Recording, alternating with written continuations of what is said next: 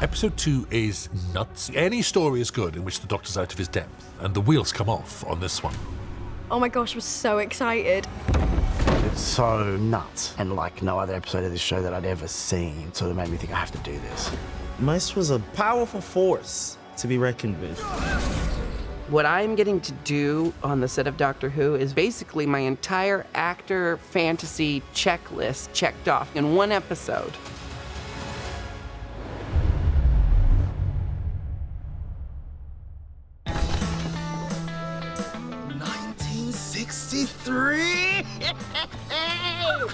Oh, no way!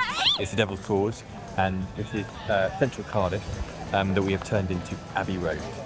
We found a street in Cardiff that looked reasonably good, sourced some period vehicles that matched the ones in the picture, and then at some point that street becomes a digital matte painting. So we put a big blue screen all the way across the street, so the deep background is a visual effect.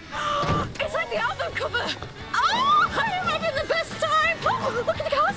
Oh, come on! We had to paint out the yellow lines and then paint in the black lines. There are angles in those scenes where if you pan the camera just ever so slightly to the left, the whole thing falls apart and you see a whole lot of modern cars where we had to say, we will see that building, we won't see that building.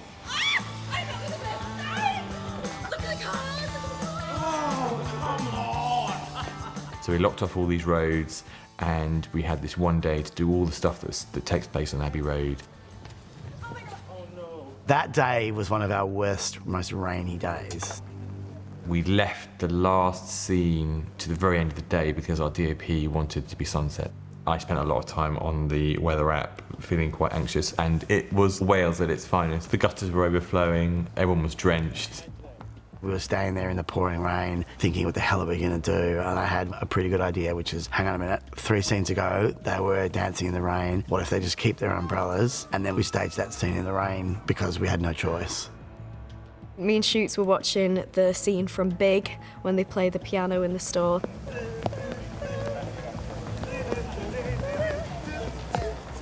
I don't think we did it as well, but it just sort of makes you think, God, I'm on Doctor Who.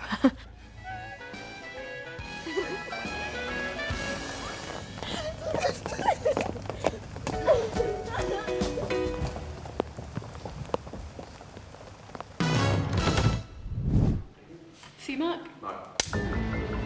I think everyone comes to this episode expecting the Beatles in 1963, but we start in 1925.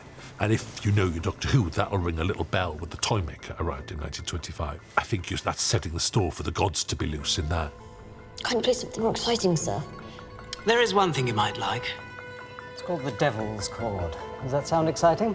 When you hear the words the Devil's Chord, you just think there's a Doctor Who title. They say it was banned by the church in the Middle Ages. That might not be true, but that's the kind of the legend the Devil's Chord has accrued.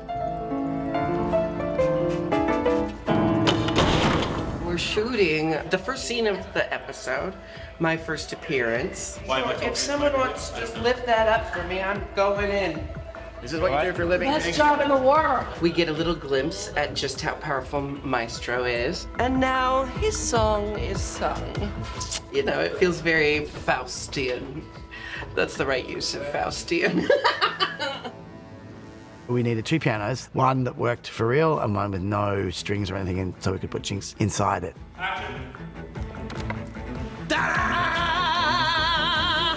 In earlier versions of the script, there were more complicated, more visual effects heavy versions of Maestro getting born. But in the end, once we'd met Jinx, she was so wonderful that we really wanted to just look at her and not at sort of visual effects versions of her.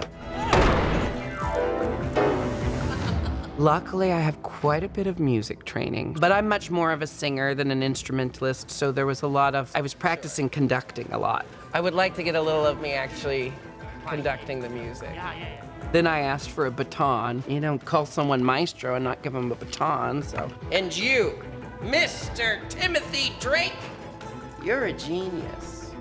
The gentleman who plays Timothy, he had a sort of family connection to Doctor Who, which Russell was delighted to find out. My dad wrote the incidental music for several stories during the 1980s, so one Tom Baker, one Colin Baker, and lots of Peter Davisons. Now, I'm very excited. I've been a Doctor Who fan all my life. Proper one, card carrying. I think it's pre-titles. So I'm done and dusted before even the dum-de-dum starts. Our poor man dies horribly in that room, all alone, and that's just the start of the problems. I love that opening.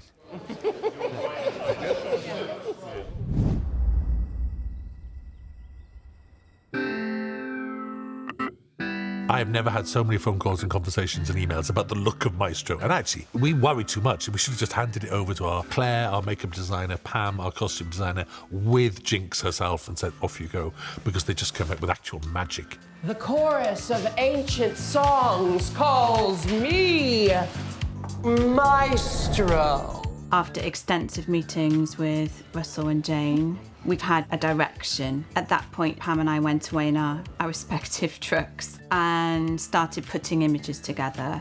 So I ordered 6 identical wigs, did a practice run on 3 of them, which eventually became our stunt double wigs. It was a real labour of love. I don't think I've ever prepped so hard. The amazing designers, Claire and Pam, they reached out to me months ago and showed me all the inspiration. I was just like, yep, when I heard about this character, this is exactly where I would go too. It was a nice big decision to give Maestro 3 costumes. We kind of early on thought we're mad if they stay in the same costume.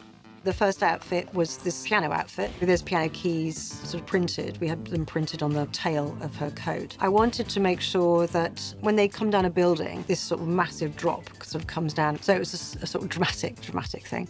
And then the idea of it all being black and white, like a conductor.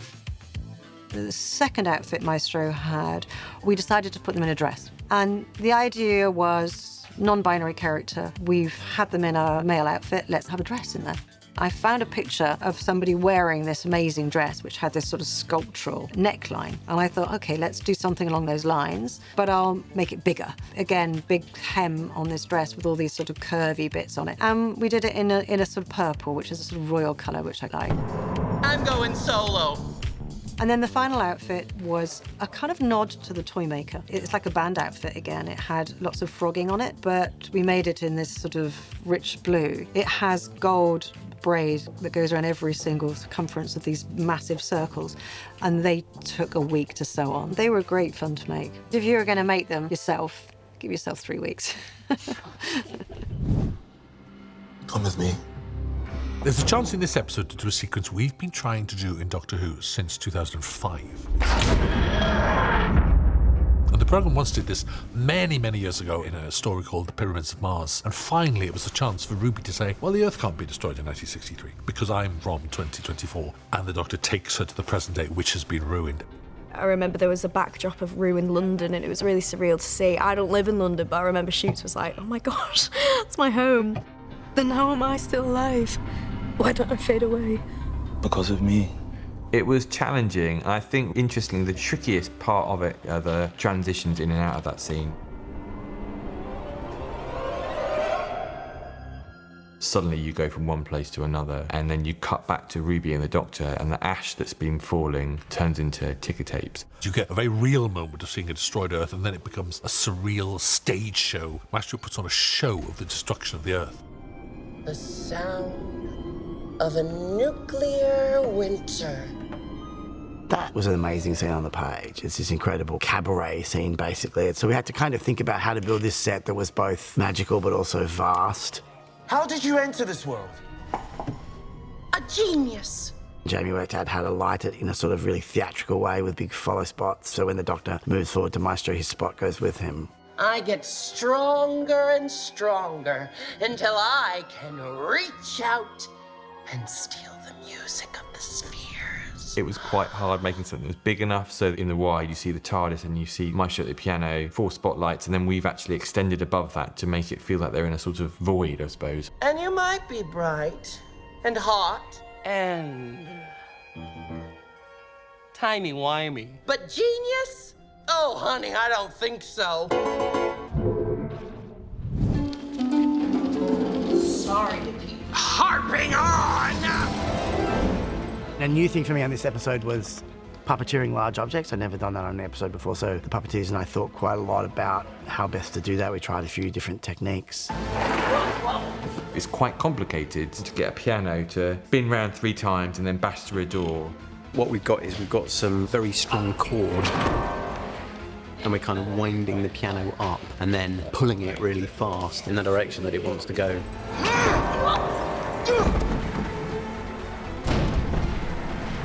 My philosophy, I think, is that you need to shoot as much real stuff as you can and then use the digital tools to enhance and refine what you've done on set. It is a really quick burst of energy in this area. Yeah. Set and action. The same applies with the sequence where the Doctor Who get eaten by the instrument. So we shot it tight enough so we didn't see the floor, and I could get nice big thick crash mats in there.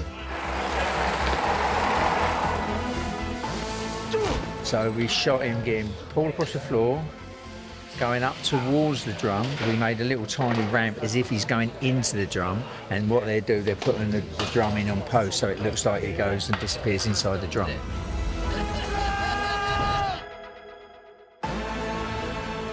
Having Jinx on set was just an amazing experience. She embodied maestro like I can't imagine anyone else ever doing.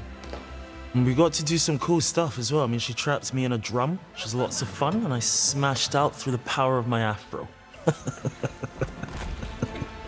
This is what you call a reference puppet, I guess. So it's an element in this show that is going to be CGI. We hold it in camera so that the visual effects can do their reference on this particular puppet.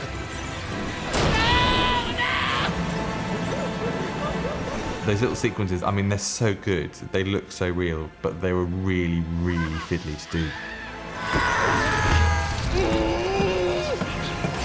The one who waits is almost here!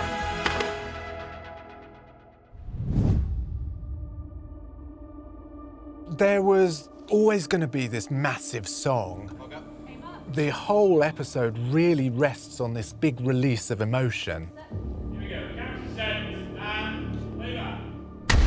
There's always a twist, there's always a twist, there's always a twist at the end. There's always a twist, there's always a twist, there's always a twist at the end. You want the storyline and all of the music to be moving in the same direction. All of the characters waiting for this moment where joyfully music erupts back into their life. It's so explosive at the end, it's so celebratory that again I want the screen to burst, I want that fourth wall to start breaking down. I wanted Shirley Ballas to burst into it.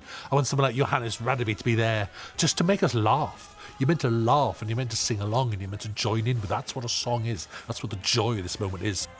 Murray's Twist is about 3.5 minutes and it takes place over 7 different locations. So we had to be very specific. There was no kind of going over or changing it. That had to be very rigid on the day. Murray and I were in constant communication for ages very early in my process. Murray had to do heaps of work in pre-production. So it was about having a very detailed plan that involved me and the director of photography and Russell, the composer and the choreographer all on the same page. I always say that into the twist, there's one good thing that can't be missed. Have a special little dance since we know what's best, 'cause we're the smart girls from the north. The song was always called There's Always a Twist at the End, so we want it to be possible to twist to. It's a little bit fast for a twist, but that gives it a slight edge of instability, which is something that's quite often desirable on Doctor Who.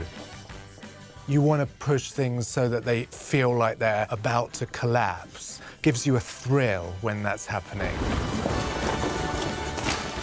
Throwing the kitchen sink at a Doctor Who episode isn't new. If we haven't thrown the kitchen sink by the time the theme music comes in at the end of an episode, then we have to just go back and look for kitchen sink opportunities.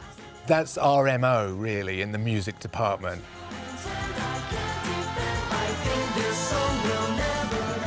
I just think the more you can bring the walls down on these things, the more open and free the whole show is. You can't say you can't do that on Doctor Who. If ever you sit there saying you can't do that on Doctor Who, that's what I want to do.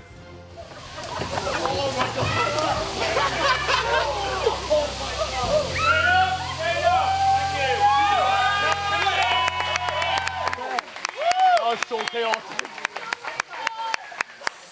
Oh my God, you got smashed in. It's getting so wet. It's gonna have a bit of Don't forget to click below to subscribe to the official Doctor Who YouTube channel.